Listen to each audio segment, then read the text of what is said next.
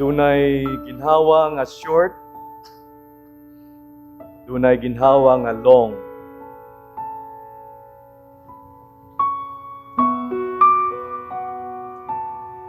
We said that we are alive because we are breathing. In our gospel today, the disciples were alive because they were breathing.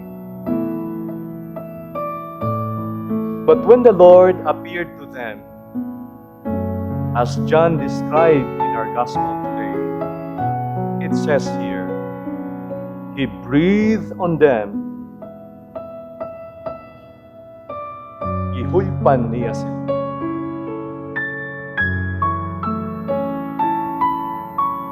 Kinahanglan pa ba nila ang ginhawa, nga nagginhawa naman sila?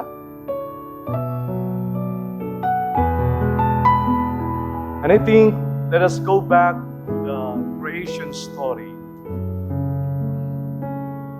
When God created Adam, after He formed the clay, what did the Lord do? Iyahang gihuypan ang maong gimugna niya nga clay.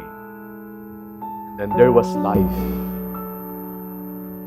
The human being comes to life. And this is the second time that we find God breathing. Ihuyop na sa. And this act of breathing of Jesus, it is not just giving an ordinary life, just as He gave Adam His breath. This breath that Jesus breathed on them is the breath of the Father,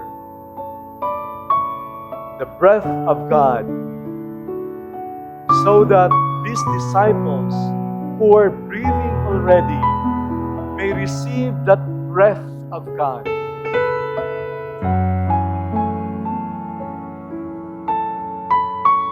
Because what happened here, the disciples were afraid. Yes, they were alive, but they were afraid. The purpose of Jesus' breathing on them is to give them that life that comes from God, that gives them strength and courage. Usog ug kaisog.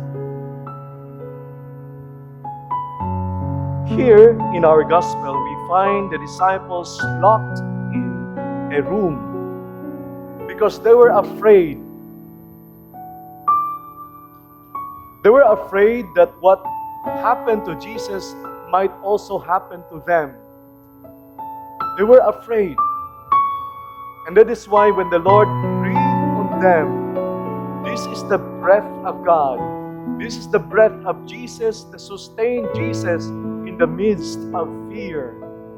Of course, Jesus, doon na po'y kahadlok. But this same Spirit, the breath of God, that allowed Him to persevere in the midst of fear, was given to the disciples. So that they would no longer be afraid. Today, we celebrate the feast of the descent of the Holy Spirit. Our first reading today tells us of that event when the Holy Spirit was sent or descended sa mga apostol. And then they were unafraid. They became unafraid anymore. The disciples that we found in our gospel today they were so afraid, are now so bold. Isog na kaayo. They were not afraid to stand up and proclaim Jesus to the public. That's the fruit of the Spirit dwelling in the disciples. Now, para sa ato, this event, it is not just an event that happened 2,000 years ago.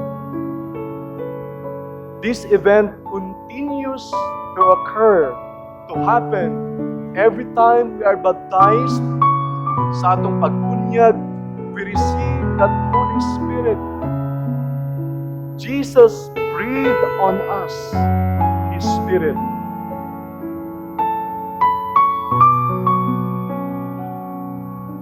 When we were confirmed during our confirmation, we received that Spirit also. Kanang Spiritu nga walay ko kahadlok nga ipadayag ang pagtuo. Today, we are challenged by this gift that we receive from Jesus. Do not be afraid to proclaim your faith. Tell your children about your faith in Jesus.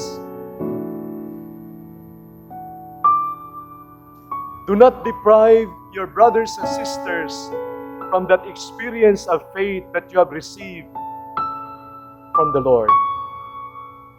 Tindog ayaw kaulaw.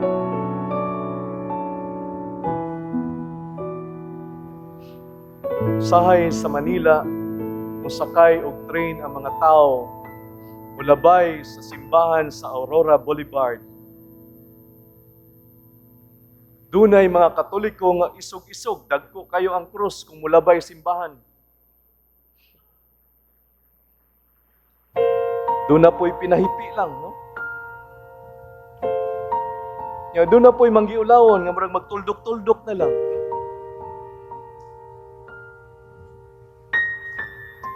Ayaw kaulaw, ipadayag ang pagtuo, because the Spirit that we receive from the Lord is the Spirit of the Father and of Jesus.